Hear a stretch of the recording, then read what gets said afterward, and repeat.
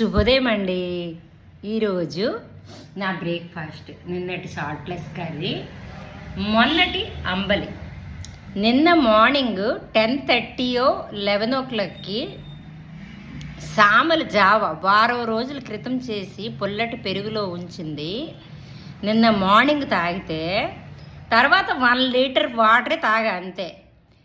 5 o'clock దాకా మరి ఏమీ తినలేదు, చేయలేదు. కానీ నాకు ఆకలి అనిపించలేదు.